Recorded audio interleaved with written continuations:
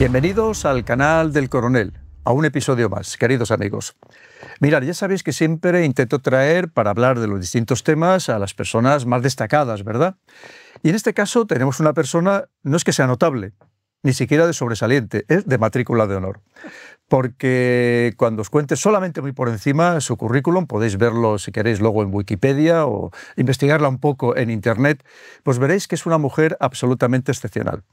Ha entrevistado a las grandes personalidades del mundo, ha sido reportera de guerra, ha sido corresponsal en muchísimos sitios, conoce perfectamente el mundo, lo que hay detrás, en los entresijos, lo que hay detrás de las bambalinas, y por tanto pues es un verdadero placer, un lujo, un privilegio tener aquí con nosotros hoy ni más ni menos que a Georgina Higueras. Georgina, encantado de que estés en el canal del Coronel. Muchas gracias, Pedro, es un placer. Y muchas gracias por la presentación. Pues es que no he dicho nada que no sea verdad. Además, me gustaría, mira, fíjate, como has entrevistado a personas tan interesantes, ¿qué entrevistas te marcó más como personalidad? Alguien que tuviera esa personalidad arrebatadora, esa capacidad de liderazgo. ¿Quién te impresionó más? Ay, es que muy difícil, pero bueno, entre los más notables, pues por ejemplo, Yasser Arafat, Isaac Rabin, con todo el problema que estamos viendo ahora mismo en Oriente Próximo, Benazir Bhutto también, o sea, eso como grandes políticos, ¿no? Porque ya cuando entrevisté a Gorbachov, pues ya había dejado, o sea, ya estábamos en la época de Rusia, él se presentaba a las elecciones y casi no tenía conciencia, ¿no?, de lo poco que le querían los rusos. Entonces, pues aunque fue una persona muy importante en su época, pero ya Gorbachov estaba un poco de capa caída. Pero fíjate, qué interesante. Podéis imaginar, queridos amigos, que Georgina es periodista, evidentemente. Trabajaste sobre todo para El País y la SER, ¿verdad? Sí, no, trabajé primero para la agencia EFE y luego ya para El País, que fui 25 años pues la que me dedicaba a Asia, estaba todo el santo día de un lado para otro. Y luego me fui con la SER a Moscú. Qué vida más apasionante poder entrevistar a esas personalidades. Y, por ejemplo, de Arafat, ¿qué te impresionó más de él? Bueno, yo entrevisté a Arafat en Túnez, cuando todavía la OLP estaba en Túnez, y acababan de matar a Abu Jihad, que era o sea, había sido una operación de estas absolutamente alucinante, por el ejército israelí, por el Mossad, que mandaron un submarino con barquitos. Eso entró en la casa, a la casa de Túnez de Abu Jihad. Allí le mataron en presencia de la mujer y del niño de 2 años, y con un señor detrás que iba grabando todo, y luego se volvieron por el mismo camino, se metieron en los barquitos y se metieron en el submarino y desaparecieron. Y además habían interceptado todos los teléfonos, tal, cosa que en aquellos años, que era el año 88, no se hacía, solamente tenía capacidad Israel, ¿no? Entonces, pues, claro, estuve en el cuartel general de la OLP en Túnez, y la verdad que fue como muy impresionante, ¿no?, ver a ese señor que toda la gente tenía, simplemente sus seguidores tenían Kalashnikov de nada, luchando contra un gigante como era tecnológico, como era Israel, ¿no?, con todo el apoyo de Estados Unidos detrás. Entonces, pues la fuerza de Arafat en su lucha, en su convicción, en su convicción de que el pueblo palestino pues necesitaba su país, su libertad, fue impresionante. O sea, yo le he entrevistado 3 veces a Arafat. 3 veces. Pero aquella primera entrevista fue impresionante. Te marcó de verdad. Sí. También has sido corresponsal de guerra, reportera de guerra. ¿En cuántas guerras has cubierto, Georgina? Bastantes. A ver, he cubierto, bueno, la primera de todas fue la de Camboya. Fue cuando Vietnam invadió Camboya para luchar contra los Khmeres Rojos. Los Khmeres Rojos, que los apoyaba China, pues también hacían incursiones en Vietnam y Vietnam se cansó e invadió Camboya. Entonces yo me fui con el rey, con Norodom Sihanouk, que entonces estaba de exilado político en Pekín, y le conocía de eso, y entonces me fui a Battambang, que era pues la única zona en que los Khmeres, que se habían convertido en guerrilla contra los vietnamitas, estaban en esa zona de la selva de Camboya, ¿no? Entonces estuve ahí con él y luego ya me quedé en los campos de refugiados de camboyanos, ¿no? Que estaban en la frontera con Tailandia. Y bueno, y aquello fue tremendo, ¿no? Porque todos eran víctimas, la mayoría eran todos civiles, víctimas de las bombas antipersonas, ¿no? Sin manos o sin pies, los niños, ¿no? Los piernas, las mujeres. Y aquello, bueno, fue muy traumático, ¿no? O sea, te impacta muchísimo, sobre todo en aquellos años que tenías, pues eso, la pobreza, la dureza del sistema, el ver a esa cantidad de gente en esas circunstancias. Entonces yo pensé que había que hablar de la guerra, que había que contar estas guerras. Bueno, después de eso empezó Afganistán, que era, o sea, Afganistán ya llevaba en guerra desde el año 79. Y entonces entonces dejé la EFE y me fui al país, y con el país ya me fui a Peshawar, a Pakistán, y desde ahí me infiltraba en Afganistán, que era la guerra contra los soviéticos, era la invasión soviética y tal.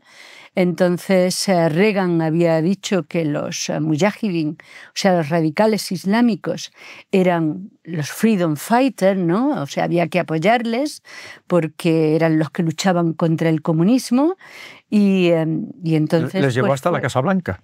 Efectivamente, les llevó a la Casa Blanca. Bueno, y Gulbuddin Hekmatyar, que era entonces era el jefe de la alianza mujahideen que apoyaba a Reagan, ¿no? Reagan, o sea, esa alianza se formó para derivar toda la ayuda, pues, de Osama Bin Laden, que entonces estaba en Peshawar. Bueno, entonces en Peshawar la mayor sede de la CIA fuera de Estados Unidos estaba en Peshawar. O sea, en el Hotel Intercontinental donde estábamos los periodistas, pues ahí iba Osama Bin Laden, iban los de la CIA, ahí iba todo Dios. O sea, era como la película de Casablanca, ¿no?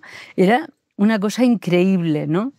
Bueno, es la única vez en mi vida que yo he visto sacos así de grandes de dólares. ¿En serio? O sea, sí, entraban con el que lleva patatas, pues así sacos.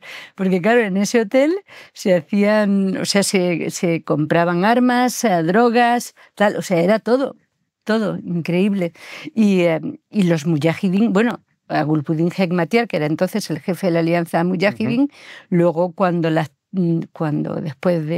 Estados Unidos invadió Afganistán, pusieron por su cabeza $20 millones, exactamente igual que por Osama Bin Laden, ¿no? Entonces, bueno, esa fue esa otra guerra. Luego después, a ver, ¿qué más guerras he hecho? Bueno, volví, por supuesto, a Afganistán varias veces después de que invadieran los soviéticos, pero, o sea, después de que invadieran los americanos también, pero en la época de los soviéticos estuve mucho. Y luego ya cuando se fueron los soviéticos y se quedó el gobierno de Najibullah hasta que lo derrotaron los mujahideen, ¿no? Y luego he hecho también, bueno, estuve un poquito nada más en la de Salvador, cuando mataron a Ellacuría. He estado en la guerra de Georgia. He estado por supuesto en Oriente Próximo, cuando Estados Unidos, o sea, cuando Israel luchó contra Hezbollah en Líbano. Por supuesto he visitado Gaza y toda esa zona un montón de veces. A ver, pero hay más. Chechenia. A ver, ¿qué más guerras? No me acuerdo, pero muchas.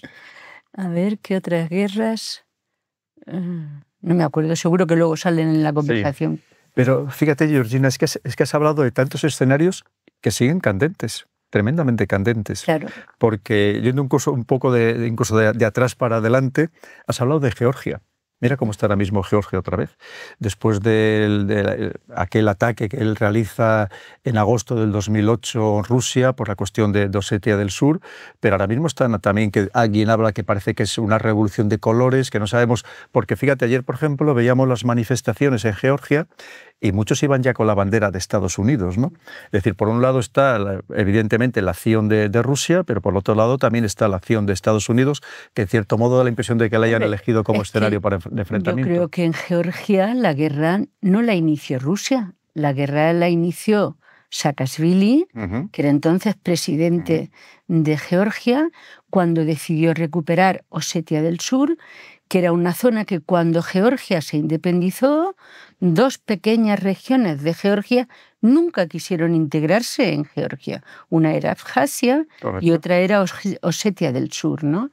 Entonces Saakashvili, que lo puso Estados Unidos de presidente de Georgia, o sea que fue el que le invitó a volver, él vivía en Estados Unidos, le invitó a volver a Georgia y le apoyó y tal, para que ganara las elecciones.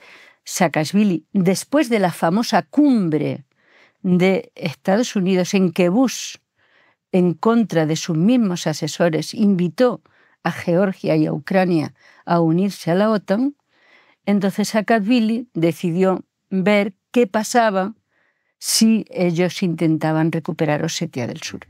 Y lo que pasó fue pues, que entonces Rusia fue a apoyar a Osetia del Sur. Entonces, además había una misión de pacificación. Había una misión de pacificación rusa que, claro, evidentemente pues, lo que hizo fue alentar el apoyo o la invasión de Rusia de Osetia del Sur, que llegaron hasta las puertas de Tbilisi, ¿no? Y que ahí sí que estuvo la Unión Europea y convenció a Rusia de que tenía que dar marcha atrás, ¿no?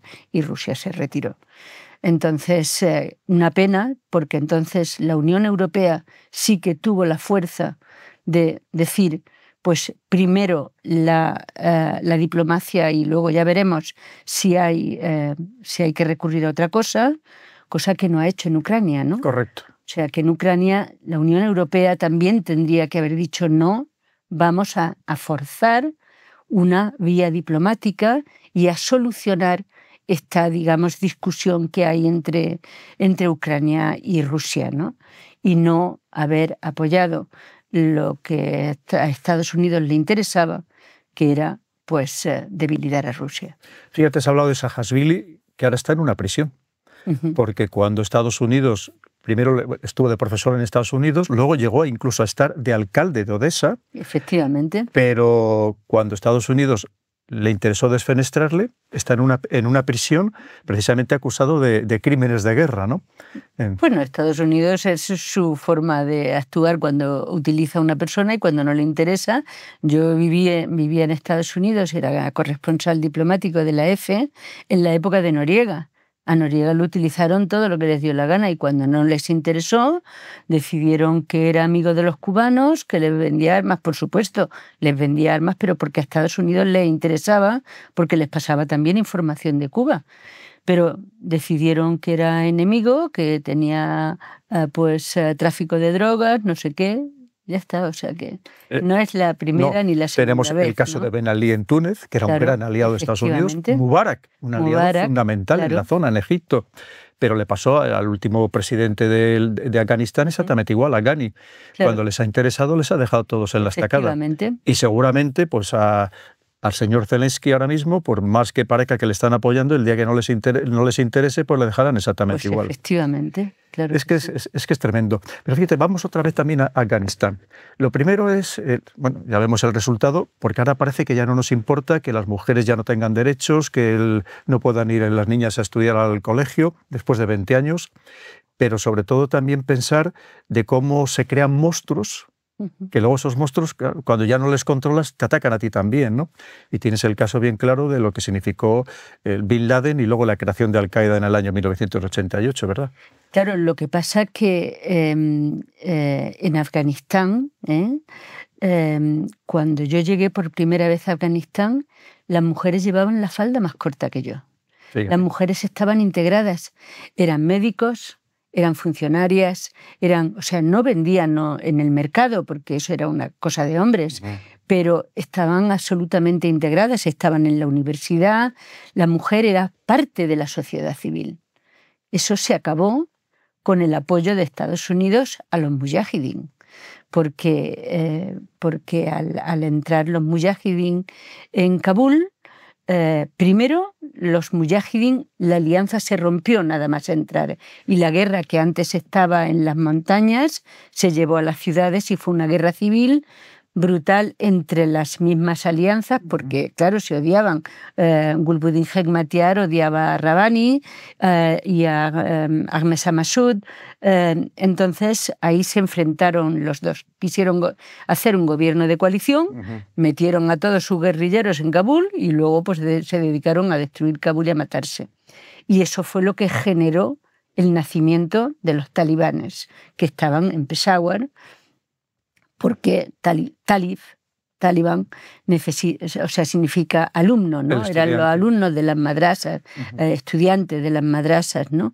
Entonces quisieron, pues ante el desastre de Afganistán, intentar y poner otra cosa que fuese mejor. En cierto modo fueron llamados por el pueblo ante los excesos de los mujahidines, ¿verdad? Claro, es que, o sea, la gente cuando llegaron los talibanes, pues casi les abrieron las puertas. En parte como ha pasado ahora cuando han llegado los talibanes, porque se han ido las tropas extranjeras. O sea, por mucho que la gente diga, no, es que hemos intentado pacificar Afganistán y durante 20 años no les han hecho nada. Lo que han hecho ha sido construir enormes cuarteles para defenderse ellos, pero la gente, el pueblo, lo que quería era que se fueran. Inyectar dinero a los señores de la guerra para que hubiera cierta paz en su zona. Efectivamente. Y eso, la gente lo que quería era que se fueran, porque sabían que no les traían nada bueno. O sea, la OTAN no ha llevado nada bueno a Afganistán y al final ha dejado a los talibanes que estaban antes y que vuelven a estar ahora. Es un verdadero escándalo. Con un país mucho más pobre, con un país mucho más destrozado y con un país que ha perdido otros 20 años. Luego, por lo tanto, la situación en Afganistán es lamentable, como la situación en cualquier país que pasa una guerra. Las guerras son lo peor. Y por eso la Unión Europea no tiene perdón por haber permitido la guerra de Ucrania. La Unión Europea tendría que haberse puesto ahí en medio y haber dicho, no vamos a consentir esa guerra, vamos a negociar, vamos a buscar soluciones para esa guerra. Y si la Unión Europea se formó porque Francia y Alemania, no solo por intereses del mercado, sino también porque no querían volver a vivir una guerra. Entonces, ha sido siempre la vía diplomática lo más importante. ¿Por qué ahora hemos aceptado la vía militarista? Vemos cómo la vía militarista, que es la vía de Estados Unidos, que todo lo resuelven como si fuese el Imperio Romano. Y además lejos de sus fronteras. Claro, lejos de sus fronteras, porque eso es lo que les interesa, que se maten los demás, ¿no? Y nosotros, sin embargo, aceptamos otra vez una guerra en nuestras mismas fronteras. Una guerra no en nuestra frontera, en el seno de Europa, porque Ucrania está en Europa. Entonces, es un desastre. Totalmente, Georgina. Además, fíjate que los que abogamos precisamente por el no a la guerra, personas como tú, que las habéis vivido, que has estado dentro, el sufrimiento de los civiles, que al final son los que pagan todas las consecuencias, y luego los militares, los que conocemos la guerra, los que hemos estado en la guerra.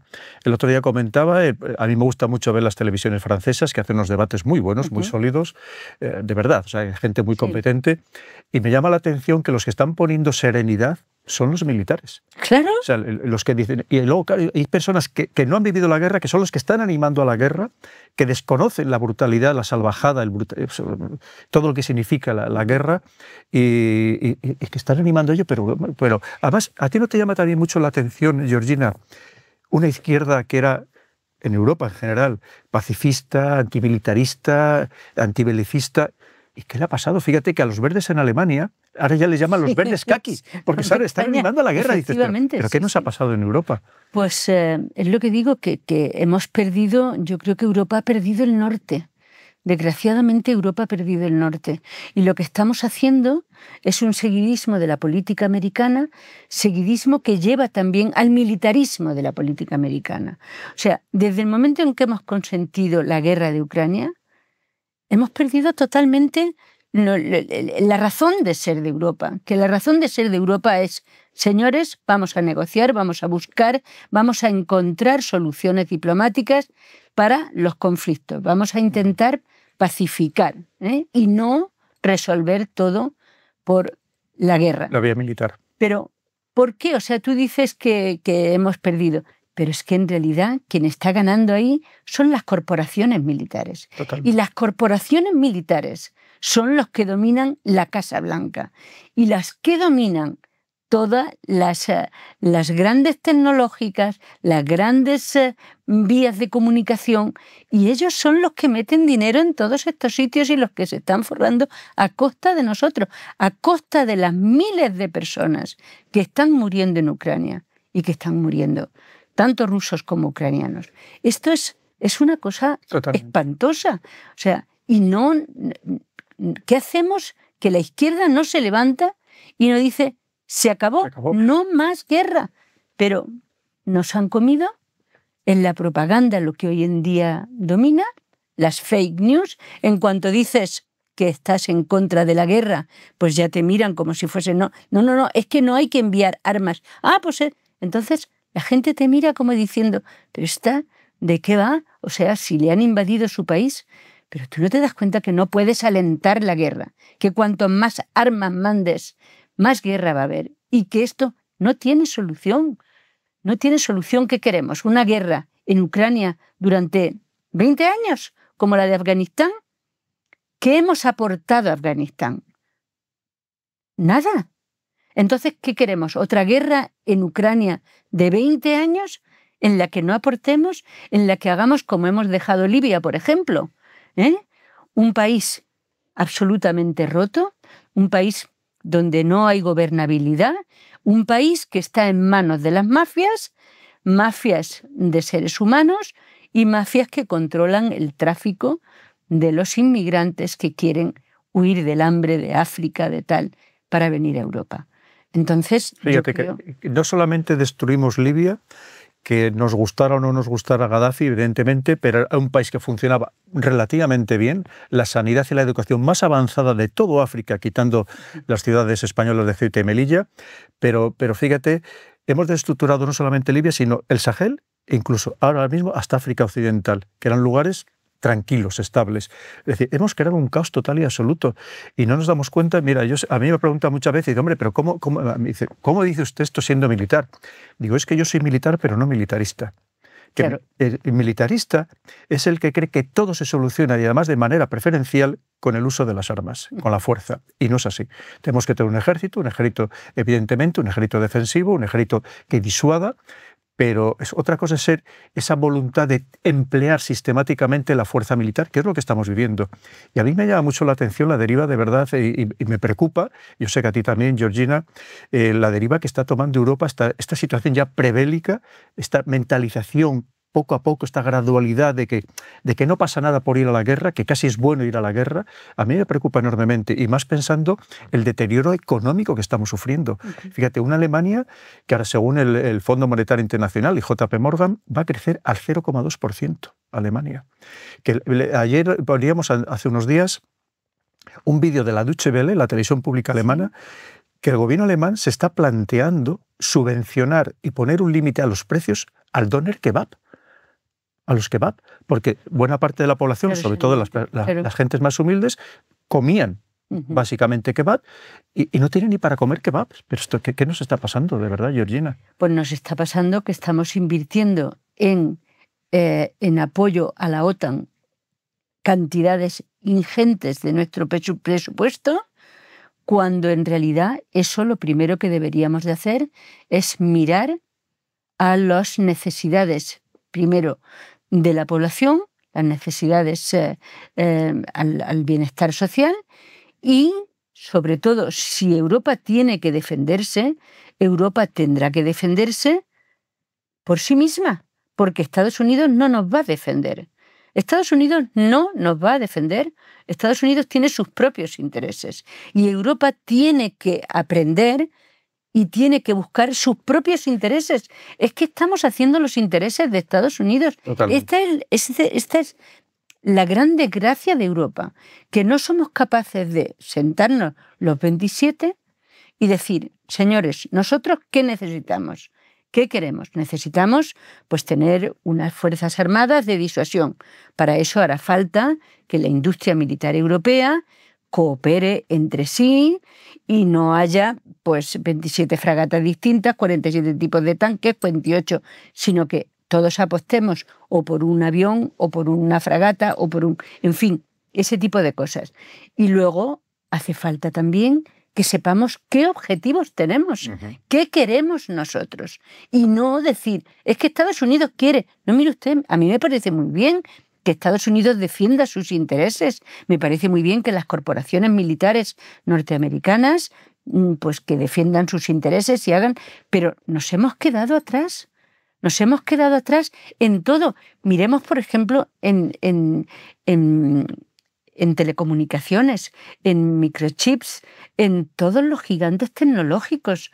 Europa teníamos, por ejemplo, a Ericsson, que era una empresa muy fuerte en tecnología 5G. No lo hemos aceptado. Y ahora no solo eso, sino que Europa, que debería de tener su propia autonomía estratégica y decidir lo que es bueno para ella, que no es lo que es bueno para Estados Unidos, y mantenerse, digamos, en una situación de sus propios intereses con respecto a China, nos estamos dedicando a poner las mismas sanciones que Estados Unidos está poniendo a China y al final eso también va a deteriorar la situación económica de Europa.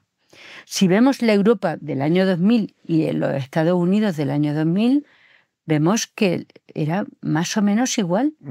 Ahora Estados Unidos está aquí, Europa está aquí. ¿Vamos a seguir por ese mismo camino? ¿Nunca vamos a aprender? No lo entiendo. Totalmente. Fíjate, tú has entrevistado a alguna de las grandes personalidades del mundo, ¿no?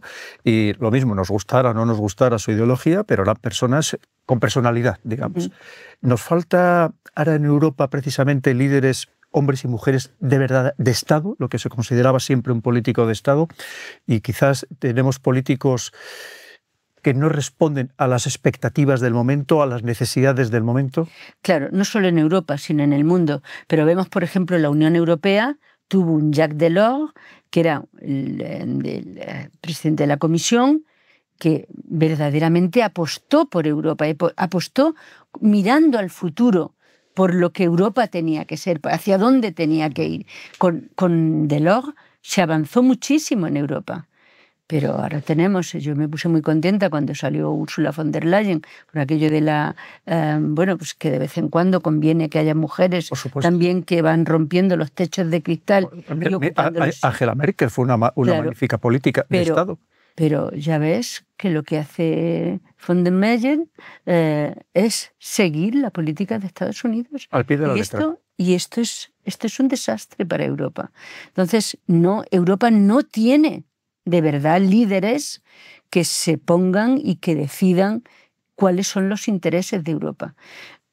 Pasó con Macron. Yo cuando Macron salió, y tal y como estaba en la situación, pues me pareció que podía ser un hombre que tenía garra, era un líder joven, era un líder con fuerza, parecía un hombre centrista, no muy de derechas, no muy de izquierdas, en fin, no era lo mejor para la izquierda, pero parecía que era un hombre que podía encarnar ese nuevo espíritu de Francia y de Europa. Yo tengo una gran admiración por Francia y entonces pues creo que podía en parte ayudarnos a todos a salir adelante.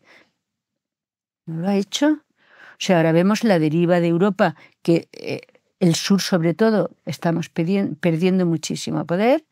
Europa se está digamos, centralizando con Polonia, con Lituania, con estos países, Chequia, que tienen el mayor apoyo de Estados Unidos y que son los que están, digamos, absorbiendo la política europea. Entonces, no son dos puntos muy distintos. Es que no hay líderes. Dime un líder en Europa, dime un líder en América. Estados Unidos. Ahora hablaremos de Estados Unidos. O sea, fíjate, hace poco el New York Times sacó, era un poco para decir que tampoco le iba tan mal a Biden, ¿no? Y sacó un estudio que había hecho de los índices de popularidad de los principales líderes europeos. El señor Scholz, el canciller alemán, no llegaba ni al 30% de aceptación. Claro, si Scholz no tiene ninguno. Pero Macron más o menos le seguía después. Claro, sí, es que no hay ninguno. Pero ¿cómo podemos, a dónde vamos en Europa, no? O sea, si miramos, por ejemplo, la Francia de Mitterrand y Kohl, pues en aquella época se avanzó muchísimo, porque tenían a Mitterrand, tenían a Kohl, tenían a Delors, pero aquí estuvo Felipe González, o sea, se podían hacer cosas. Pero ahora no hay líderes que estén dispuestos a luchar con conciencia por sus propios países. Podemos hablar incluso hasta de Gaulle, ¿no? Claro, o sea, políticos sí, o sea, que, oye, lo mismo, que te gustaran o no te gustaran sus ideas, pero eran políticos de peso, eran políticos de verdad, claro, que marcaban pauta, ¿no? Claro, pero yo creo que ahora también el cambio enorme que ha habido en la comunicación, en las tecnologías de la información, el estar todo el santo día, 24 horas expuestos, esto también yo creo que ha hecho a los líderes, que no ha permitido que nazcan líderes fuertes, porque ahora se está excesivamente expuesto. Es que están todo el día, es que las redes sociales, los medios, están todo el día pendiente, 24 horas sobre 24. La gente no puede descansar, los políticos no pueden descansar. Luego, por lo tanto, al final, pues nadie quiere ser político. De políticos tienes 3 mindundis. Y claro, no salen adelante. Eso es un problema muy, muy grave el que acabas de citar, Georgina, y muy preocupante para las democracias, ¿no?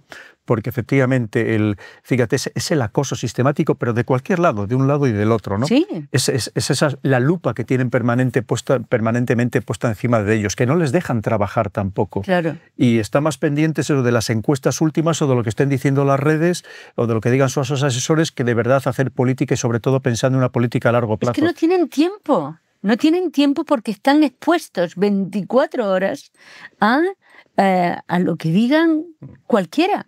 Y entonces, por la más mínima cosa, pues estalla un conflicto y que es ridículo.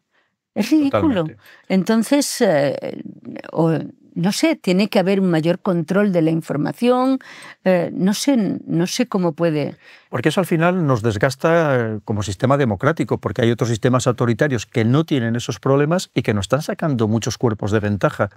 Porque, claro, aquí, ¿qué político ahora mismo de verdad va a llegar al despacho y estar preocupado de hacer un plan estratégico, cuando no sabe si al día siguiente va a seguir en el despacho, ¿no? Y entonces eso lleva, como tú bien decías, que personas de verdad preparadas, formadas, las personas más capacitadas, no quieran entrar en política, porque saben a lo que se arriesgan, que les destruyen a ellos personalmente, a sus familias, pero esto es una debilidad tremenda. Claro, es que además ni siquiera sirve el que diga, bueno, pues de aquí en adelante, como político está haciendo eso, es que escarban en tu pasado, en lo que hiciste una vez. Y si no se lo inventan. Claro, y si no se lo inventan, y entonces tenemos entre los bulos, las invenciones, es que es imposible. O sea, ahora estamos teniendo las elecciones en India, que han empezado el 19 de abril y terminan el 1 de junio.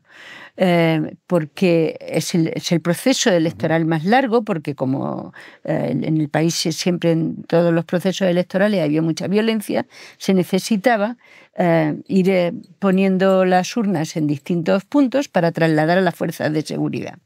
Bueno, pues está habiendo el uso de la información, de las deepfake, o sea, de las noticias falsas, enormes. O sea, es impresionante porque además India está muy digitalizada, entonces está viendo todo tipo de noticias falsas. O sea, pero increíble. Y vemos también India, que era una democracia, bueno, siempre ha sido una pseudodemocracia. Yo me acuerdo de mis primeras elecciones que fui a India, pues era muy normal que un voto costaba medio kilo de arroz, o sea que, bueno. Y luego está el sistema de castas, que tampoco... Claro, el sistema de castas, ahora como democracia. está también, o sea, se hace por tecnología el voto tecnológico, hay menos corrupción en cuanto a la compra de votos, ¿no? Pero Modi es un populista brutal y le están apoyando todo este tipo de cosas. O sea, es que el otro día, en plena campaña electoral, pues arremete contra la minoría musulmana, que son más de 200 millones. Eso te iba a decir, minoría entre comillas. Claro, más de 200 para millones de personas, el 14% de la población. Totalmente postergadas de la sociedad. Y les llama infiltrados.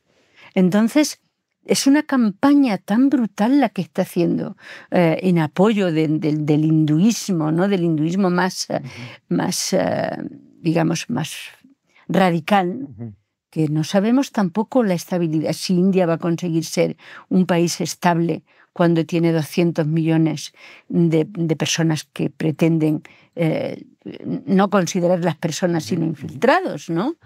Entonces... Claro, es que fíjate, es muy interesante también lo que estás comentando, todo es muy interesante, porque hablamos de los bulos, la desinformación, las deepfakes, pero el problema es que también las utilizan los gobiernos. Con lo cual, fíjate, ¿cómo solucionamos esta madeja tan sumamente enmarañada, ¿no? Porque decimos, vamos a acabar con la desinformación, como ahora se pretende que hay en España, con estas leyes antibulos o estas leyes anti-influencers, pero es que también lo utilizan los gobiernos. Ese es el problema, ¿verdad? Claro, pero esto es lo primero que tendría que ser, es que las democracias no podrían utilizarlas. O sea, si nosotros vemos que la democracia se está dañando, y se está dañando por esto, y se está dañando también por la enorme desigualdad que hay en el mundo. Entonces, estas dos creciente desigualdad, incluso en las democracias. Claro. Eso es el problema, o sea, si uno de los grandes males que tiene el mundo y que lo que contribuye a toda esta crecimiento de bulos, de mentiras, de populismos, de tal, es la enorme desigualdad.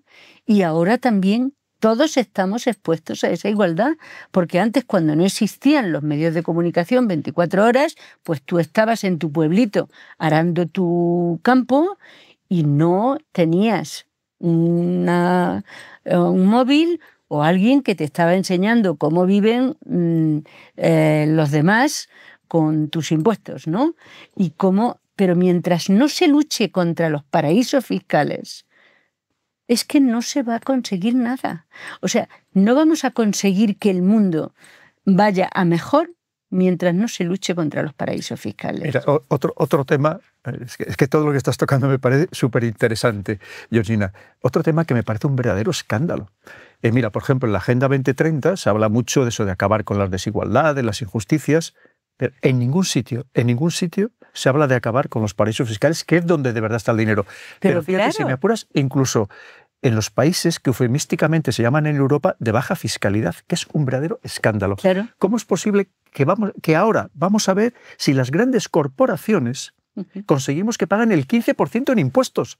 Es decir, pero vamos a ver, ¿cómo toleramos esta sinvergonzada, que lo es? Y además en un momento en el que vemos que hay una polarización económica cada vez mayor, los ricos cada vez más ricos, una clase media que está desapareciendo y el dinero refugiado de los ricos en esos paraísos fiscales. Pero, Pedro, que no es los ricos cada vez más ricos, que es el 1%, es que ya son los ricos de los ricos. Eso es. Es los ricos de los ricos los que se están llenando los bolsillos de una forma brutal y empobreciendo al resto de la población.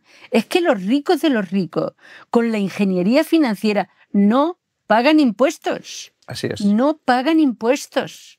Entonces, ¿qué pasa? Que su capital todo el día aumenta y el resto de la gente pagamos nuestros impuestos, pero con esos impuestos no llega para invertir en mejores carreteras, para invertir en mejores escuelas, para que tengamos una mejor sanidad, para todas esas cosas, porque hace falta los impuestos. Claro. Los impuestos hacen falta para que el país tenga un bienestar social. Y entonces este es el problema. ¿Por qué no se habla de esto? Pues porque muchos de estos países, pues empezando por Luxemburgo, o sea, dentro de la Unión Europea ya tenemos. Irlanda, Holanda. Claro, Holanda, Irlanda, efectivamente. Dentro de la Unión Europea ya tenemos el tigre ahí metido. Entonces, y en Estados Unidos, que tienen dentro del país montones de paraísos fiscales. Claro, Delaware o las Islas Vírgenes, o bueno, el Delaware, que es el segundo estado más pequeño de Estados Unidos, y allí todas las grandes corporaciones del mundo tienen al menos una sede. Efectivamente. Entonces, pues esto es un problema, por eso ellos no hablan de los paraísos fiscales. Por eso nadie habla. Pero es que países como, por ejemplo, China, que es un país comunista, tiene también invertido un montón en paraísos fiscales. Entonces, claro, porque si dijésemos, bueno, pues por lo menos a ver si sale de los BRICS o de estos países del sur global, sale una iniciativa contra esos paraísos fiscales. Pero es imposible, mientras no puede salir, porque eso tiene que ser una iniciativa global, porque con que haya uno ya se fastidia todo. Este es el problema. Totalmente. Entonces estamos yendo a un mundo que, claro, pues es aprovechado por los más malos, que son las corporaciones militares, para hacer su agosto y al final llevarnos a blanquear las armas nucleares, a blanquear la guerra.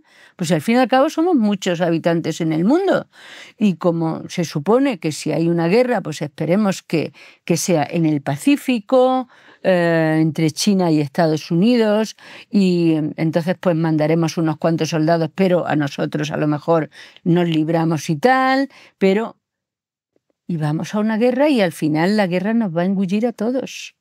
Al final una guerra nos va a engullir a todos, porque cuando las potencias que son nucleares vean que están en una posición de pérdida de su propia existencia, van a recurrir a las armas nucleares. Y entonces a las armas nucleares van a responder con armas nucleares, y al final, por supuesto, los primeros que vamos a desaparecer, los europeos.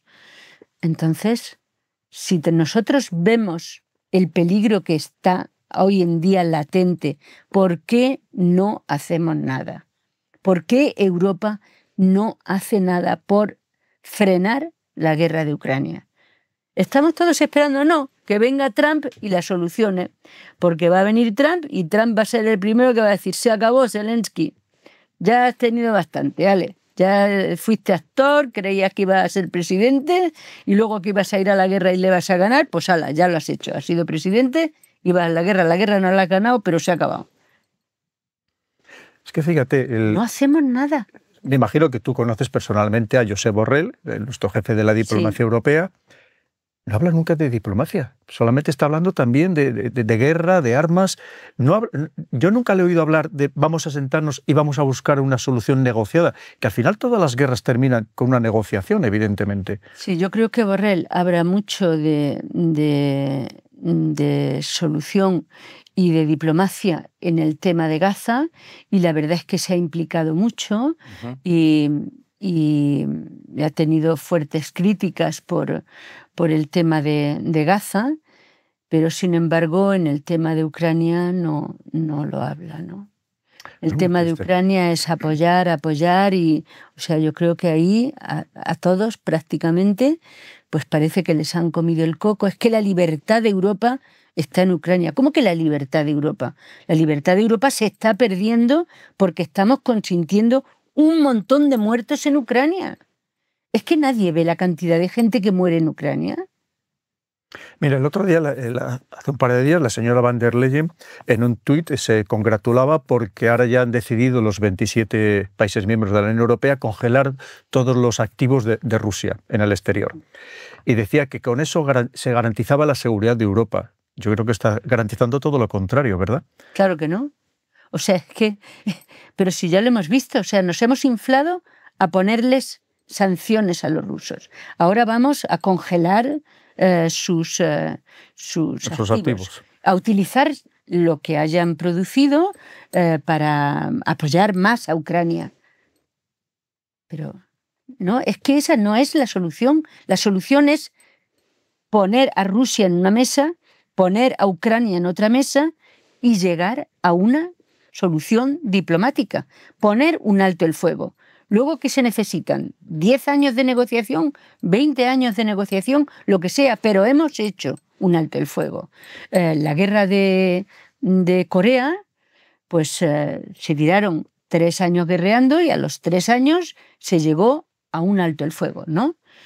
Hasta ahora no hay negociaciones, no ha habido negociaciones de paz, pero por lo menos están con un alto el fuego. Por lo menos no se matan. Por lo menos no se matan. ¿La península está dividida? Pues sí, está dividida. Pero, y ahí está Corea del Norte y aquí está Corea del Sur. Y gracias a que no han seguido matándose, pues Corea del Sur hoy en día pues es un país que nos ha pasado ya por delante a nosotros en nivel de vida, en tecnología, en un montón de cosas. Bueno, pues vamos a hacer lo mismo con Ucrania. Vamos a sentarles y vamos a conseguir un acuerdo de paz. Pero fíjate, cuando estaban a punto de lograrlo, de paz, un alto el fuego. ¿Quién se metió por el medio? El Reino Unido, Boris Johnson. Claro, Boris Johnson, pero además con la misma frase que había utilizado Churchill, ¿no? Entonces, con el diablo no negociamos, queriendo ser el nuevo Churchill del siglo XXI. No, mire usted, el siglo XX y el siglo XXI son dos cosas distintas. Y Putin y Hitler son también dos personas distintas. Entonces, ahí se metió Boris Johnson, pero de inmediato entraron los americanos, que fue cuando fue el secretario de Estado y el secretario de Defensa, y fue cuando Austin salió, fue a Varsovia y dijo, es que no se trata de Ucrania, se trata de debilitar a Rusia. Y una vez que ya la hemos debilitado, ahora parece que lo que se trata es de derrotar a Rusia. ¿Alguien se cree que Rusia va a dejar que la derroten? ¿Alguien se lo cree? Hay que ser muy ignorante para creerlo. No conoce la idiosincrasia del pueblo ruso ni su historia. Claro. Pero mira, por ejemplo, es muy relevante que sabes que ahora mismo Putin ha cesado al ministro de Defensa, pero al que ha puesto es un grandísimo experto en economía. No es un militar, es un grandísimo experto en economía, porque quien está creciendo es Rusia. Según el Fondo Monetario Internacional, que creo que muy prorruso no es, Rusia va a crecer al 3,5%, al triple de lo que se esperaba. Claro, porque están haciendo una economía de guerra en la que están pues en la industria militar, que siempre han sabido lo que era la industria militar, han metido un montón de gente a hacer industria militar y entonces pues el país está creciendo. Pero es que lo que tienen que hacer, yo no me canso de decirlo, ¿no? Pues no importa que Rusia crezca, no importa, no sirven las sanciones. Vamos a intentar llegar a un acuerdo con Rusia, pero vamos a ver, si nosotros miramos, yo vivía en Rusia cuando Yeltsin, ¿no? Y cuando Putin tomó el poder, yo me fui a vivir a Rusia en el año 97 y estuve hasta final de 2001. ¿Viste el cambio? Vi todo el cambio, ¿no? En aquella época los primeros discursos de Putin eran en la línea de los de Gorbachev. Vamos a intentar crear una Europa que empiece en Lisboa y termine en Vladivostok. O sea, Putin estaba convencido de que Rusia podía llegar a integrarse en Europa, a tener acuerdo de buena vecindad con Europa, que era posible. Entonces, y yo creo que Europa también lo sintió, pero de pronto pues llegó, sobre todo fue en la época de Bush. Bush fue el que se inventó lo de meter a Ucrania en la OTAN y ya la OTAN había metido a un montón de países y había dañado la cooperación que existía entre Rusia y Europa, entre Rusia y Estados Unidos, ¿no? Y Europa tendría que haber frenado, ¿eh? No se toman las decisiones por unanimidad en la OTAN. ¿Por qué no hubo nadie en Europa? ¿Por qué Francia? ¿Por qué Alemania no dijeron que no podía seguir extendiéndose la OTAN al este? ¿Por qué no como frenaron en el año 2008 la entrada de Georgia y la de Ucrania? ¿Por qué no lo dijeron de forma definitiva? No van a entrar. Necesitamos que estos países sean un país colchón. O sea, como había sido Finlandia, Finlandia ha progresado muchísimo, siendo como fue un país colchón entre la Unión Soviética y Europa. Podía haberse hecho una finlandización de Ucrania que hubiera permitido a Ucrania beneficiarse de la Unión Euroasiática Ahora lo que han rusa. hecho es una ucranización de Finlandia. Eso es. Pero podía, efectivamente, o sea, podía haberse beneficiado de la Unión Económica Euroasiática Rusa y de la Unión Europea, y haber hecho de Ucrania, que es un granero, y haber invertido en Ucrania, en luchar contra la corrupción ucraniana, en hacer de ese país un país fuerte, que fuese colchón entre los dos. ¿Por qué Europa se ha dejado vencer por los intereses de Estados Unidos de debilitar a Rusia? Porque ahí ya fue Obama el que de pronto se dio cuenta de que el Pacífico era lo más importante para Estados Unidos, que el enemigo de Estados Unidos ya no iba a ser Rusia, sino que iba a ser China, pero que necesitaban, y eso ha sido cada vez más claro, pues que China no tuviera amigos, ¿no? Y en eso, pues cuanto más debilites a Rusia, mejor está para la posible guerra entre Estados Unidos y China, ¿no? El problema es que nos han enfrentado a Europa con Rusia. Tú recordarás, porque además, entre otras cosas, Georgina fue directora de comunicación del Ministerio de Defensa, con lo cual conoce también muy bien el ámbito militar. Y recordarás, Georgina, que en el año 2010, el concepto estratégico de la OTAN del año 2010, a Rusia se la consideraba un socio. A China ni se la mencionaba. Pero en el año 2011, en España, recordarás que celebramos el año hispano-ruso. Sí. Y hubo muchísimos eventos. Era algo que evidente, y es más, fue cuando Rusia abrió una delegación en la sede de la OTAN en Bruselas, y aquí había militares, concretamente un oficial de la Armada, que iba a ser el primer oficial español que fuera a hacer el curso de Estado Mayor a Moscú. Pero aquello no lo podía permitir Estados Unidos, ¿verdad? Claro. Ese acercamiento. Esto es el problema. O sea, y nosotros, Europa, otra vez volvemos a lo mismo, no supo ver sus intereses. Sus intereses tendrían que haber sido lo primero con su vecino. Sí, de Estados Unidos nos separa un océano enorme, que es el Atlántico. Entonces, pues se puede tener buenas relaciones con Estados Unidos, pero sobre todo tienes que tener buenas relaciones con tu vecino. Entonces, pues fue un momento en que empezamos a tener esas buenas relaciones con su vecino, y luego, pues Estados Unidos, cuando empezó con el fracking y tal, pues se dio cuenta de que tenía que vender gas a Europa. ¿Y cómo iba a vender gas a Europa si Europa lo estaba comprando a Rusia? Y entonces, pues bueno, vamos a ir pinchando a estos europeos que son un poco tontos, y entonces, pues ellos al final harán la política que a nosotros nos interesa, y en esas estamos. Porque algún día nos querrán contar a los ciudadanos la verdad sobre el sabotaje a los Nord Stream, ¿verdad? Bueno, yo creo que, como está clarísimo, como nos lo van a contar, no hace falta que nos lo cuenten, ¿no? Evidentemente Rusia no se va a pegar, ya bastantes tiros tiene, como para encima pegarse un tiro en el pie y sabotear el Nord Stream. Tiene tan fácil como cerrar la llave. Claro, o sea, efectivamente. O sea que yo creo que es una cosa que está clarísima. Que lo haya hecho Inglaterra, que lo hayan hecho los polacos, que lo hayan hecho los ucranianos, ¿qué más nos da? O sea, lo han hecho entre todos la mataron y ella sola se murió, ¿no?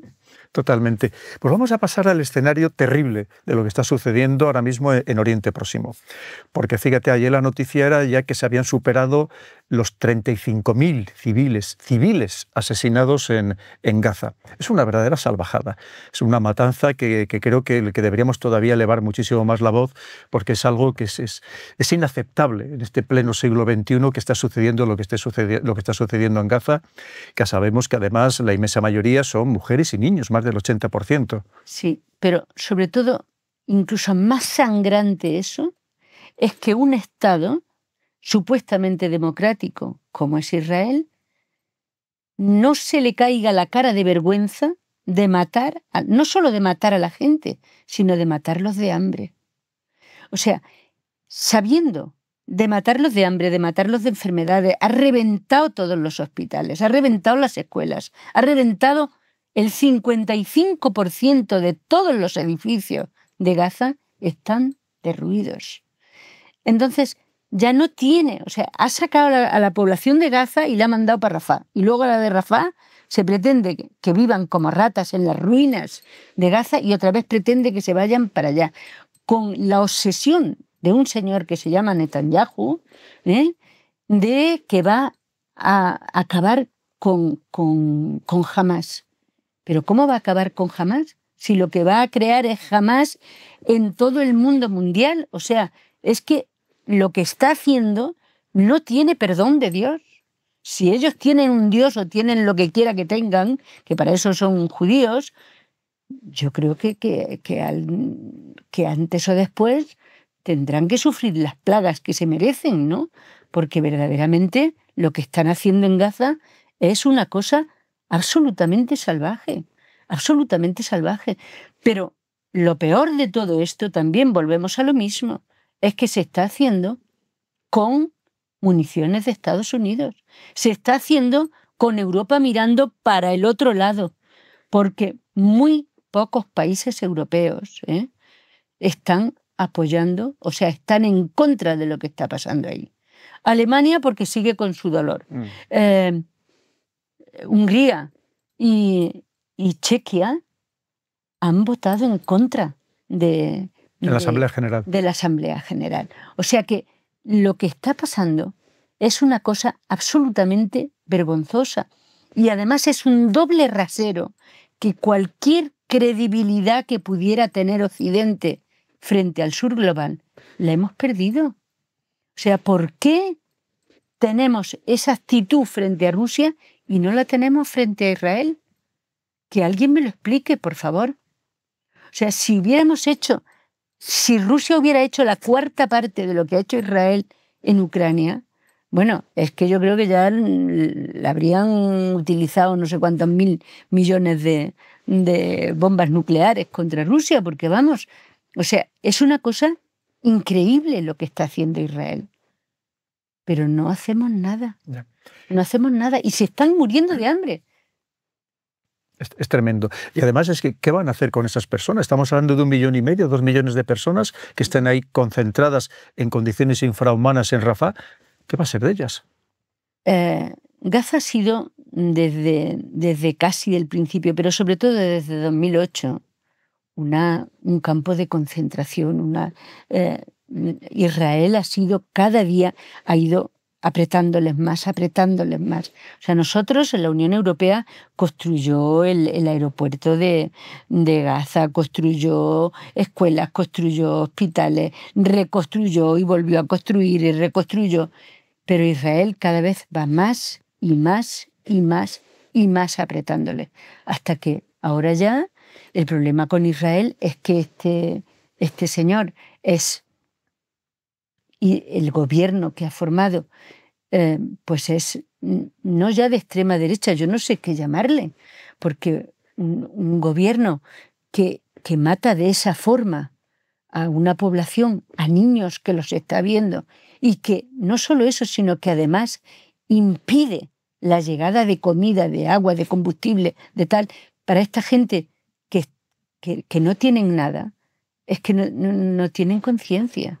Entonces, no sé, la verdad no entiendo. Ya. No lo entiendo. Nuestro gobierno apuesta por la solución de los dos estados. Primero, ¿tú crees que eso es viable y esa sería la solución?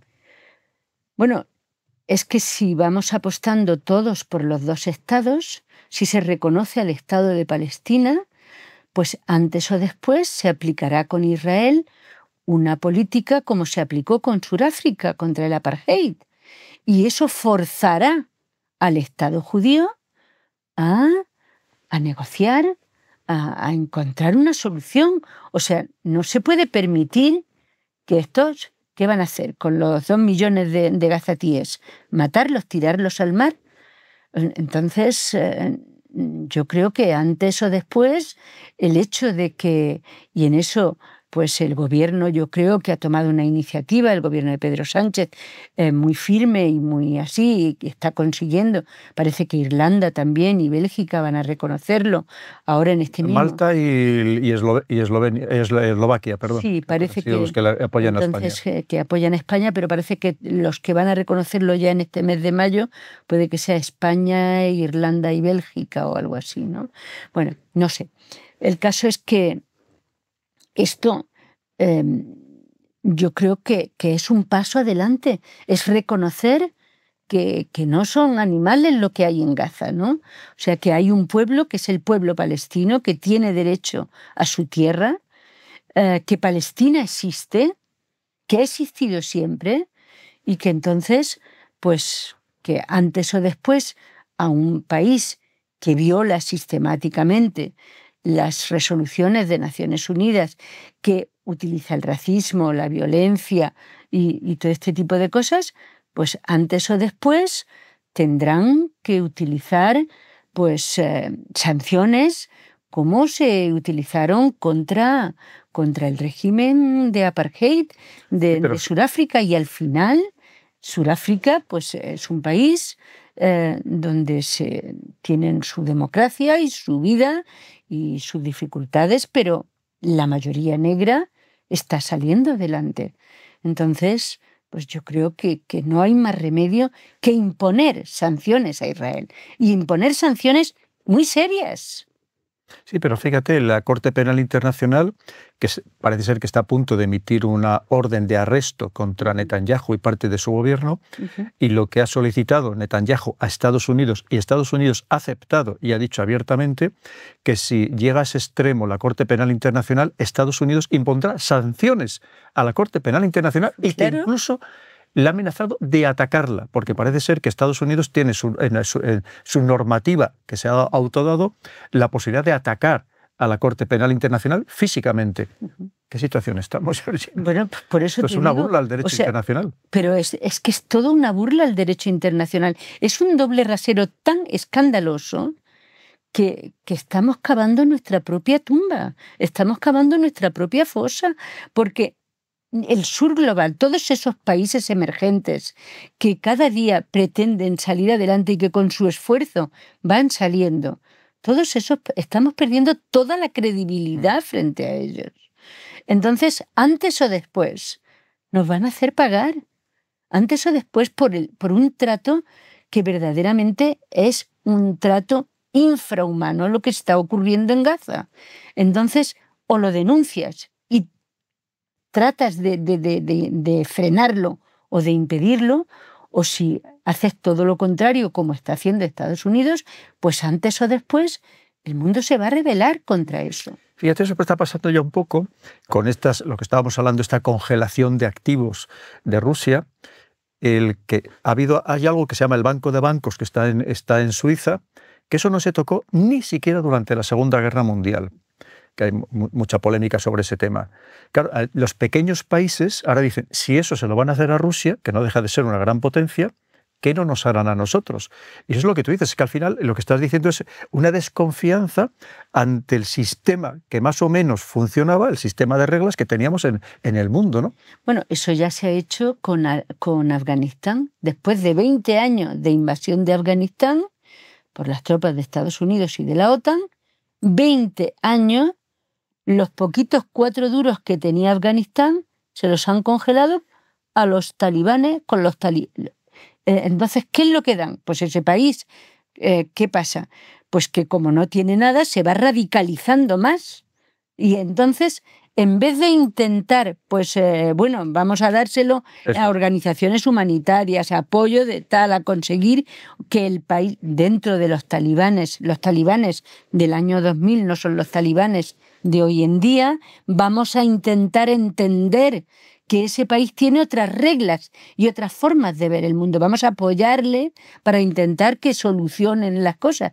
No, se le ha dado portazo, se le han congelado los activos que tenía y ahí están los pobres, que la única solución pues será, yo qué sé, pues vender más opio, puesto que la única solución que tienen, pero también hay que decir que los talibanes fueron los primeros que acabaron con el opio un cultivo de opio que creció durante los 20 años de la ocupación extranjera. Efectivamente, ellos acabaron con el cultivo del opio que existía en los gobiernos anteriores y ha crecido ahora.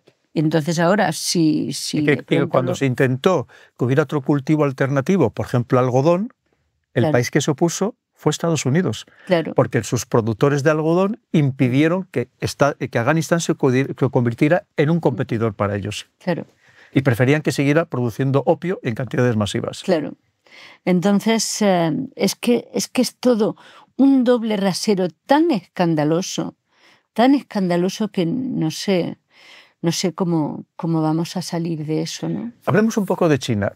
¿Es ya la nueva superpotencia o todavía le queda para superar a Estados Unidos?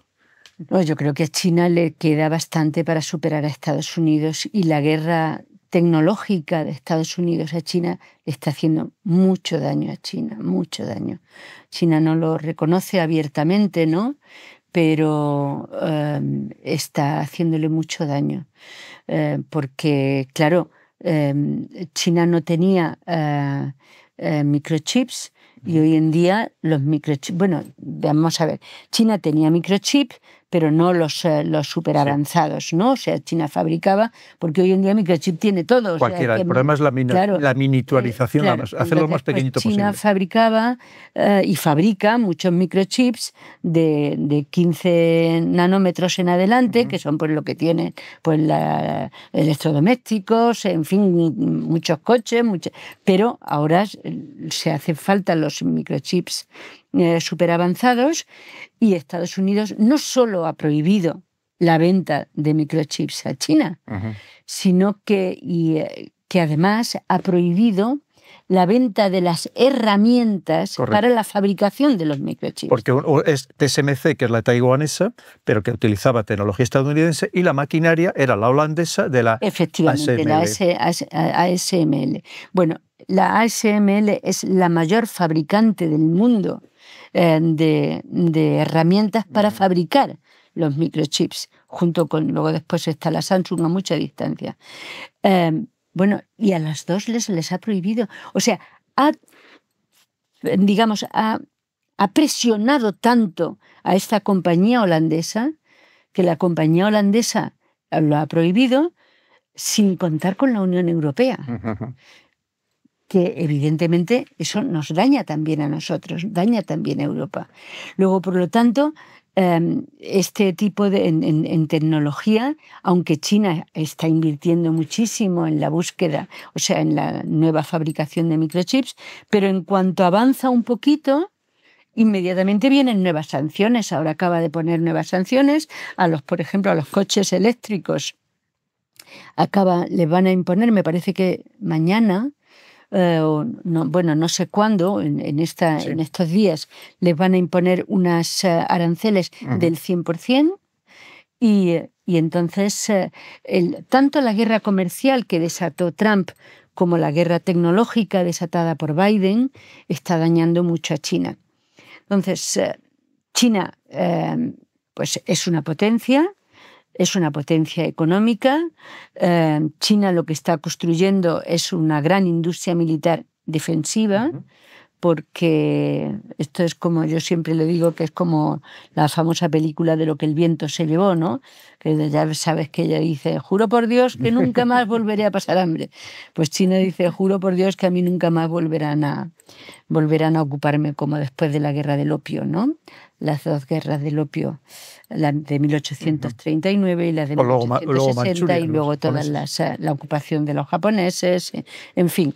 Ellos lo que llaman el siglo de la humillación. Entonces, todos están preparándose para, convertirse en una gran potencia con capacidad defensiva, que no tengan... Porque a ellos, si vemos la historia de China desde Sun Tzu, vemos que hace 2500 años ya él decía, en su famoso libro del arte de la guerra, ¿no? Que una victoria después de una guerra nunca es una victoria. ¿Por qué? Decía, porque si recoges un país que ya está destrozado, derruido, con todo, eso no interesa. Tú lo que tienes con tu enemigo es que comprarle, hacerle regalos, engañarle, hacer lo que sea, pero nunca llegues a una guerra. Y si llegas a una guerra, convéncete antes de llegar a la guerra, de que vas a ganarla. Ese es todo el arte de Sun Tzu, ¿no? Entonces, para China nunca, no ha tenido nunca esa, como el Imperio Romano, ¿no? Como Occidente, que nosotros lo resolvemos todo yendo y conquistando y ocupando, ¿no? Entonces yo creo que China lo que le interesa es lo que le ha interesado siempre, el dinero, las finanzas, el mercado, ¿no? Si vemos la expansión de China en el sureste asiático, vemos que no ha ocupado, pero que sus nacionales han ido y al final se han hecho con los dineros, las finanzas, el comercio, todo eso dentro del sureste asiático y en todo el entorno del país. Y eso es lo que pretende, ¿no? O sea, si vemos cómo los chinos se van expandiendo por el mundo, pues van haciendo lo mismo, no quieren ocupar, pero sí les interesan las finanzas. Entonces China, pues yo creo que va a seguir avanzando ahí, pero hoy en día, digamos que hay más del 60% de la clase política china y de la población china que está convencida de que Estados Unidos no le va a dejar prosperar y de que antes o después van a ir a una guerra contra Estados Unidos. O sea, la mayoría de la población hoy en día está convencida de que tienen que prepararse porque antes o después Estados Unidos va a desatar una guerra contra ellos.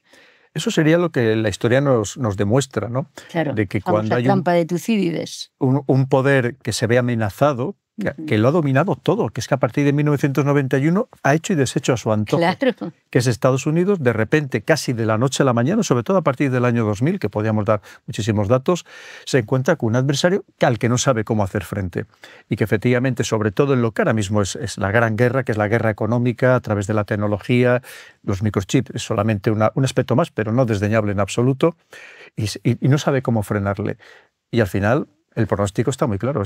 Antes o después tendrá que enfrentarse militarmente y además le interesa más antes que después, porque China es verdad que se está armando en todos los órdenes, pero hoy por hoy todavía la capacidad de destrucción del ejército estadounidense es muy superior mayor, al de China. Y le interesa más antes que después. Claro. Y veremos a ver en qué acaba, porque ahí podemos hablar también un poco del tema de Taiwán, que es el verdadero punto de fricción. Un país al que, por cierto, no reconoce diplomáticamente Estados Unidos, pero que le sigue inyectando dinero para armas, ¿verdad? Sí, bueno, esos fueron los acuerdos cuando, el gran Maquiavelo de la política norteamericana, Kissinger, ¿no? Sin embargo, defiende que hay espacio suficiente para que China y Estados Unidos convivan, ¿no? Pero que tienen que cambiar las políticas de Estados Unidos para que eso sea posible, ¿no? Pero bueno, fue Kissinger precisamente en su famoso viaje secreto el que convenció a China de que Rusia, o sea, la Unión Soviética, era pues su gran enemigo y que el enemigo de mi enemigo, mi amigo es, y atraerlo hacia Occidente, ¿no? Eso fue el año 71, en el mismo año 71, 3 meses después de aquel viaje secreto, China consigue entrar en Naciones Unidas, quiero decir la República Popular, eso supone la expulsión de Taiwán, porque el escaño lo puede ocupar uno solamente, puesto que no llegan a ese acuerdo como Corea del Norte y Corea del Sur.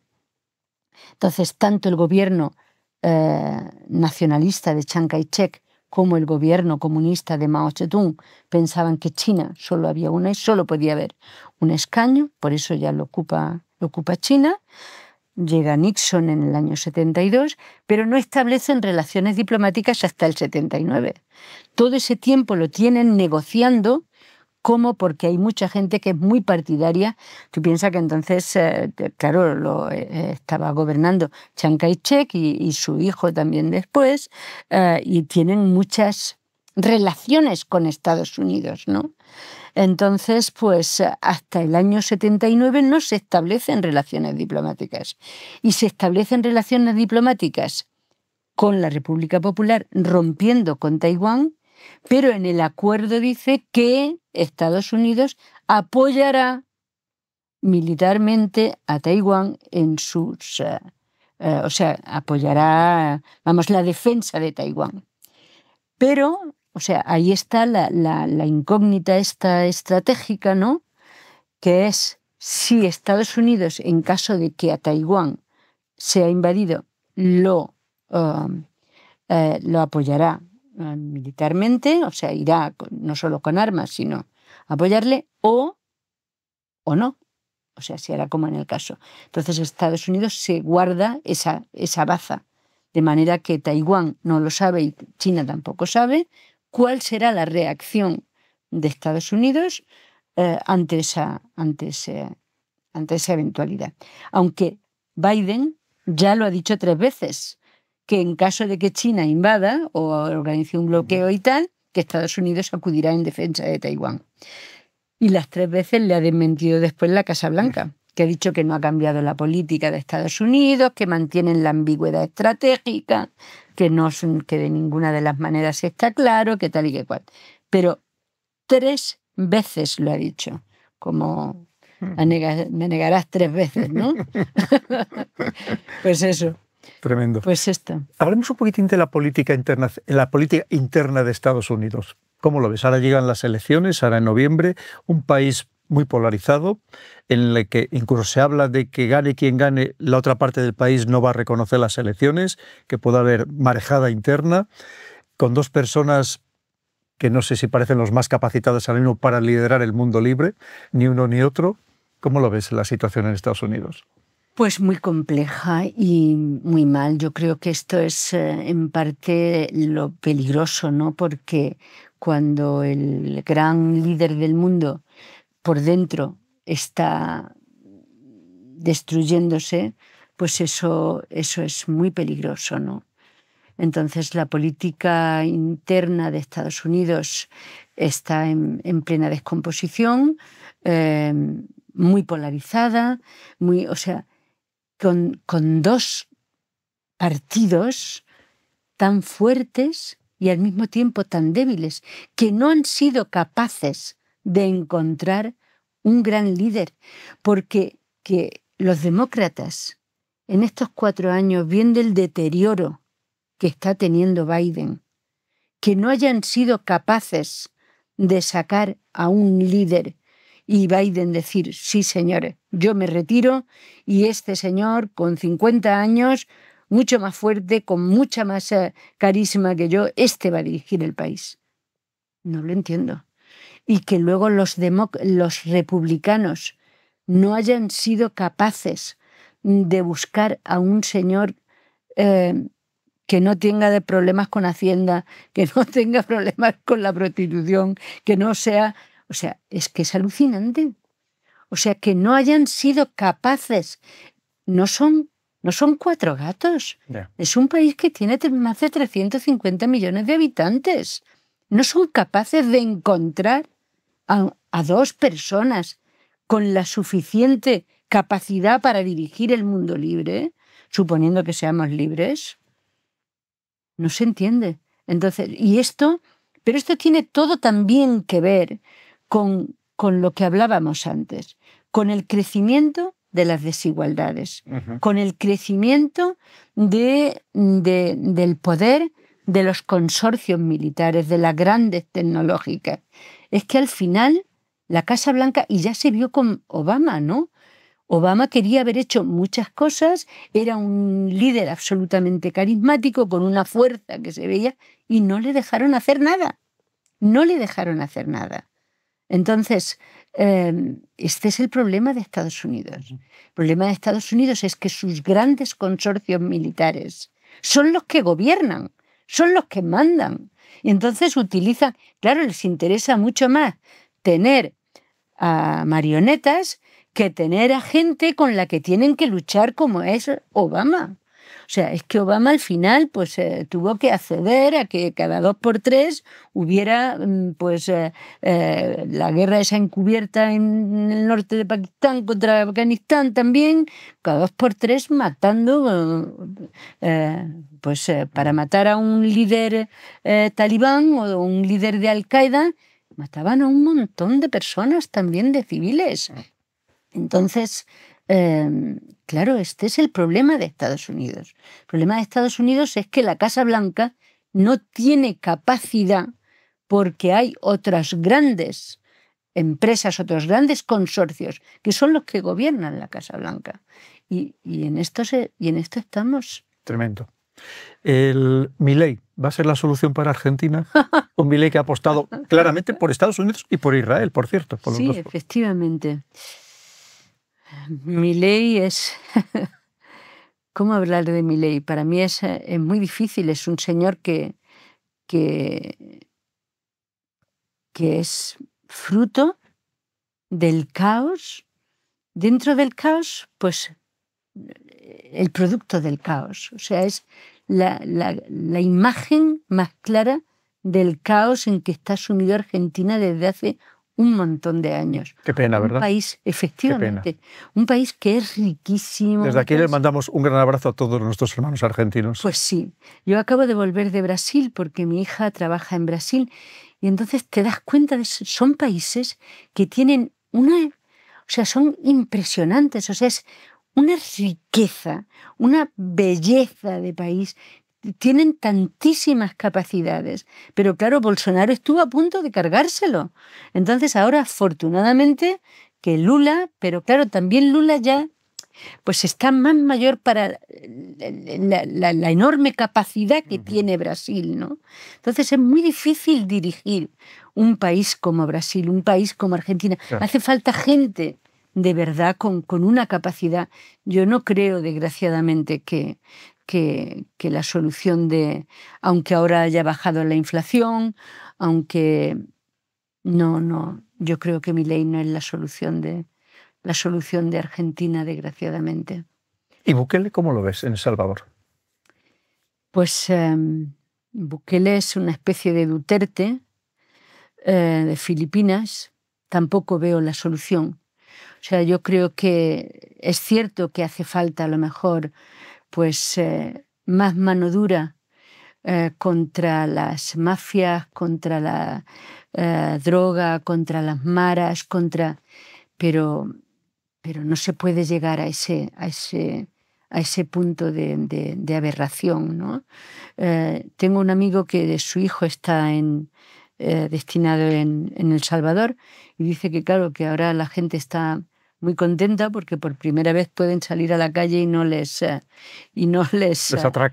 atracan, ¿no? Pero hay que buscar soluciones intermedias, ¿no? Que haya más dureza. Lo que está claro es que lo primero que tienes que hacer es que funcione la administración. Porque si la administración está corrupta, si tú tienes a los policías ganando 4 duros, ¿cómo van a luchar contra el narcotráfico? Entonces, lo primero que hay que hacer es una reforma de manera que forzar a que la gente pague sus impuestos, a que el país tenga recursos y que la administración se permita el pagar sueldos en condiciones para que esos policías, esas gente que lucha contra el narcotráfico, contra las maras, contra tal, tengan sueldos lo suficientemente dignos como para que no sean tan fáciles de comprar, ¿no? Entonces, este es el problema. El problema es, pero claro, es un problema que exige tiempo, exige una dirección fuerte, exige recursos. Es que es muy difícil y ahí volvemos a lo mismo. Mientras el capital, mientras los paraísos fiscales sigan funcionando, ya no hay reglas para el capital. Esto empezó con Reagan y con Thatcher, con la desregularización del capital. Entonces, el capital es más fuerte que el resto. Es el poderoso caballero, es don, es don dinero, ¿no? Así es. Y esto es lo que está pudriendo la sociedad. En países, nuestros queridos hermanos de América, donde hay mucha desigualdad, muchísima injusticia social, mucho clasismo, efectivamente el poder económico y político concentrado en muy pocas manos, entonces evidentemente son países que es muy fácil caer en los populismos. Claro. Cuando hay esas desigualdades, esas injusticias sociales, es muy fácil caer en los populismos. Pues mira, si te parece, para ir terminando, ¿qué pasa con España? ¿Cómo ves la situación política? ¿Estamos yendo hacia un bipartidismo cada vez más claro? Por otro lado, ¿cómo has visto los resultados de las elecciones en Cataluña, donde, pues, aparte de que haya el ganador, es el Partido Socialista de Cataluña, pero también el señor Puigdemont ha pegado una subida enorme, ¿no?, que llama también la atención? Sí, a mí la verdad es que o sea, estoy muy contenta por el resultado de ella. Ella es un líder tranquilo. Yo creo que España necesita líderes tranquilos. Necesitamos bajar el suflé de esta política de insultos y de tal. Me gusta mucho ella, la verdad, y creo que, en fin, que se merece el gobernar Cataluña. Es difícil porque Esquerra Republicana ha perdido muchísimos diputados, porque Esquerra Republicana estaba gobernando y es difícil aceptar que ya no gobierna, así que entras en un gobierno de coalición o apoyar a otro que no es con tu propio partido. En Comú Podem también pues, han perdido diputados. Entonces, la situación ahora mismo es difícil para ella, pero ojalá que pueda llegar a un acuerdo de gobierno, porque hace falta un hombre tranquilo, y yo creo que ella es un buen líder. Es ese hombre que puede llevar a Cataluña a vivir de forma más relajada, a dedicarse a los problemas que tiene Cataluña y a ver cómo encara su futuro, ¿no? En cuanto a lo de Puigdemont, pues sí, alucinante que la gente le siga votando, ¿no? Pero pues yo entiendo mucho más que hubieran votado a Esquerra a que voten a Puigdemont. O sea, al fin y al cabo los líderes... Son los que estuvieron en la cárcel. Fueron los que fueron a la cárcel. El otro se marchó de España. No es que además que se marchó de España, se marchó en un maletero. O sea que yo creo que el otro ha sido un cobarde, y votar a un líder que es un cobarde, pues no sé, no lo entiendo mucho, ¿no? Pero bueno, pues eso es un poco. En cuanto a la situación de España, pues bueno, vamos a ver, o sea, no, está todo en el aire,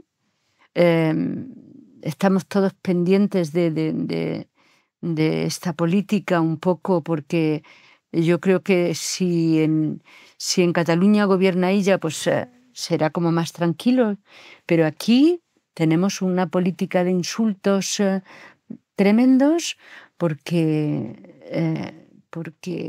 hay lideresas en el PP que han absorbido a Feijóo, que era un líder que nunca fue tan así, tan beligerante como le estamos viendo, y entonces eso hace que no haya diálogo entre los dos partidos, que son dos partidos que deberían de dialogar, puesto que se ha visto que España no quiere tener muchos partidos, puesto que en cuanto ha habido varias, fue Ciudadanos muy fuerte, se ha desaparecido, Podemos fue muy fuerte y está casi desaparecido, Sumar se pensaba que la vicepresidenta, que ha tenido una política muy social y tal, que tenía mucha capacidad de arrastre y no lo ha sido.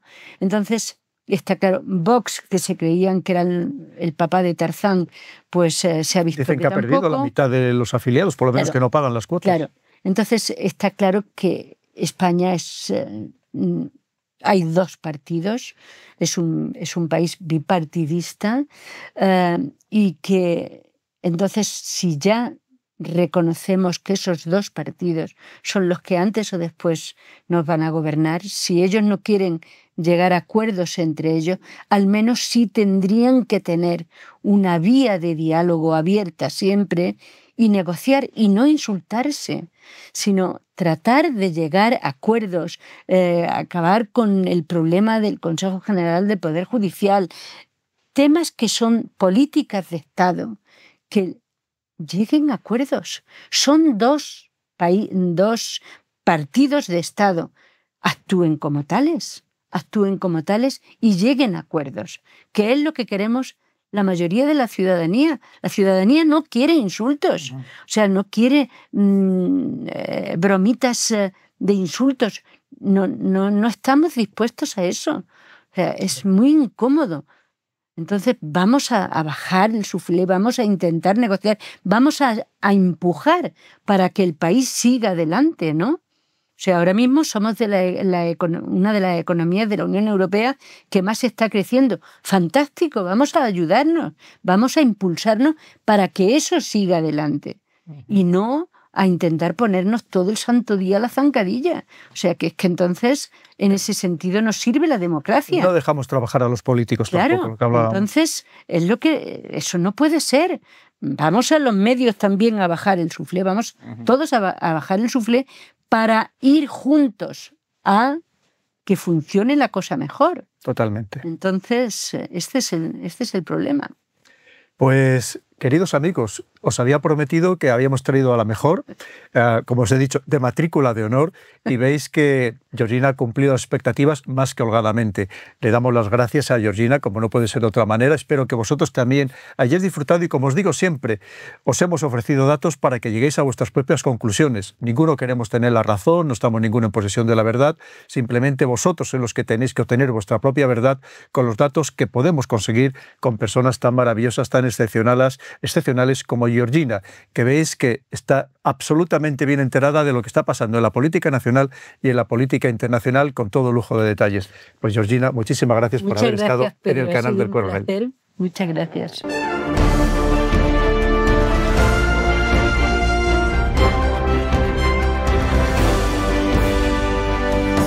El canal del Coronel. El análisis geopolítico de Pedro Baños.